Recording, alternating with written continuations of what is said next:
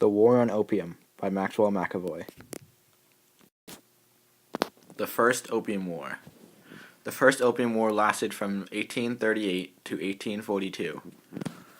The cause for the growth and sale of opium was that the British needed a product to sell to the Chinese in return for the goods they bought from the Chinese. Opium was illegal in China, therefore had to be smuggled in. Addictions in China grew, and therefore opium became in demand. My thesis statement is, the First Opium War presented a shock to traditional Chinese society and trade that forced China to embrace the modern world. China viewed itself as dominant and self-reliant. The British wanted to trade with China, but they would not allow it. Very little trade between any other country was allowed, and the Chinese did not believe they needed any British goods at all. At this time, England was the strongest country in the world and had been for many years. The Chinese were disrupting the trade of the British, and in the eyes of the British that meant war.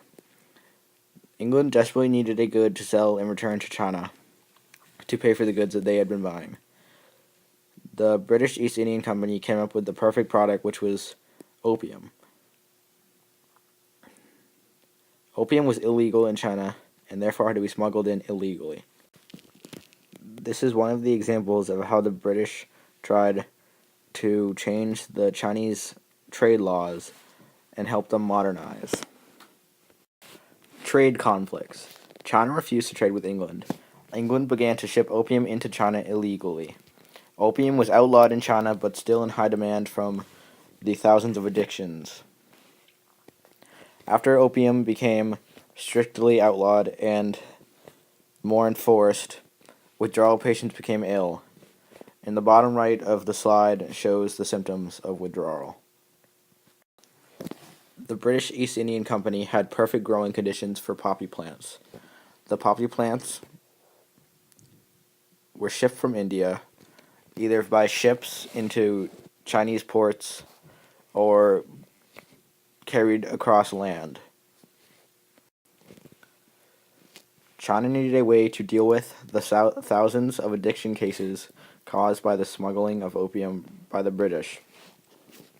Lin Zexu, who will be described in more detail later in the presentation, was appointed to deal with these problems.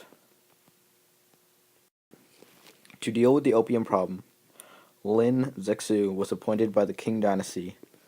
In his first weeks of power, Lin Zexu sent a letter to Queen Victoria, which stated the following: since a Chinese could not peddle or smoke opium if foreigners had not brought it to China, it is clear that the true culprits of a Chinese death as a result of opium conviction are the opium traders from foreign countries.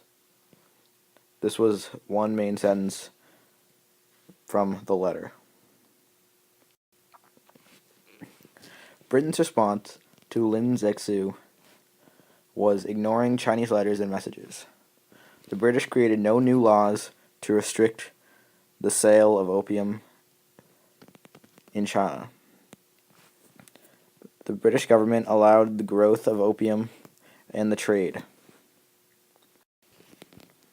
At the end of the First Opium War, around 1842, the last of the opium was destroyed. Though there was a problem for the Chinese, the U.S. forced the Chinese to create an open-door policy by sailing their battleships into the major Chinese ports and scaring the Chinese with their extreme force into agreeing. New trade laws were imposed for the Chinese and foreign countries. The conclusion of the First Opium War was permanently open trade. Opium was outlawed in Britain, and there was peace between China and Britain.